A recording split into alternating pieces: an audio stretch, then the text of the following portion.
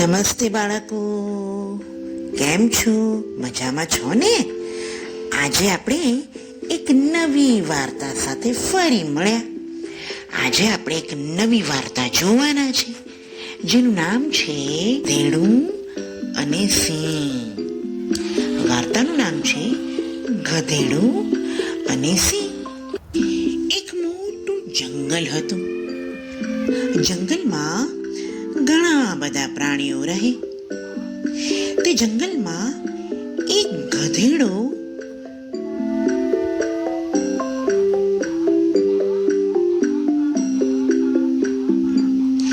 અને એક સિંહ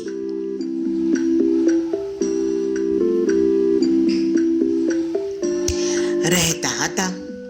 તેઓ પરસ્પર મિત્ર હતા. તેઓ જ્યાં પણ જતા હંમેશા સાથે જ રહેતા. તેઓને જોઈ જંગલના જાનવરોમાં ભાગમ ભાગ થઈ જતી. સિંહ અને ગધેડાને જોતા જ બધા જ પ્રાણીઓ ભાગમ ભાગ કરી મૂકતા.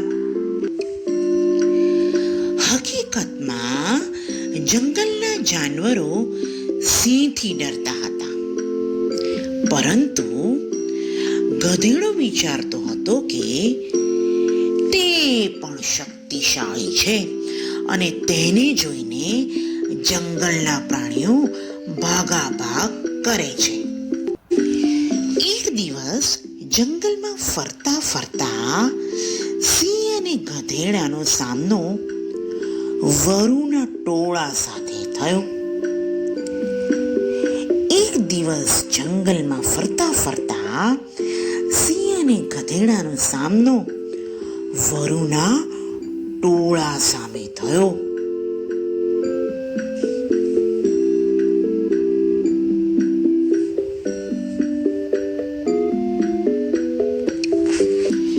વરુને જોઈ ગધેડાએ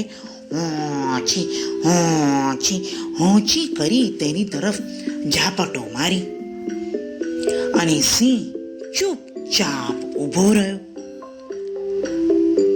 વરુઓમાં ભાગમ ભાગ મચી. વરુ તો ભાગમ ભાગ કરવા માંડ્યા. બધા જ વરુઓ જાન બચાવીને ભાગવા માંડ્યા. આમ તેમ દોડાદોડ કરવા માંડ્યા.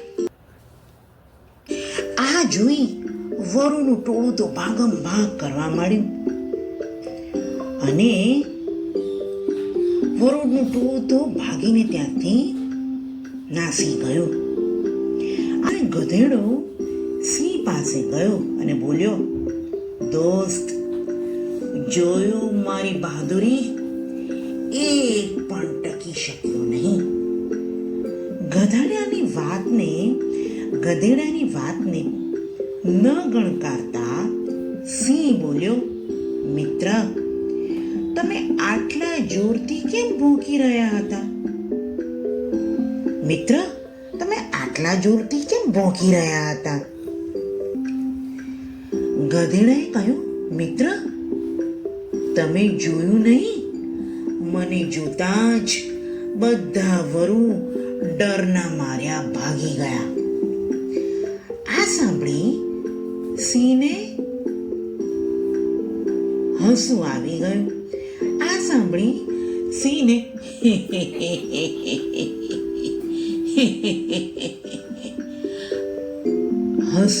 ગયું. અને હસીને કહ્યું, વરુ તમારા ભૂંકવાના કારણે નહીં, પણ તેઓ મને જોઈને ભાગ્યા હતા. સિંહે કહ્યું, એકલા હો તો ક્યારેય આવું કરવાનું વિચારતા પણ નહીં. વરુ તમને ફાડી ખાશે. બાળકો, વાર્તામાં મજા આવી ને? વાર્તા પરથી આપણને બોધ મળે છે કે બીજાના આશરે કોઈની સાથે દુશ્મની કરવી નહીં. બરોબર ને? તો ચાલો ત્યારે આપણી નવી વાર્તા સાથે ફરી મળીશું. આવજો.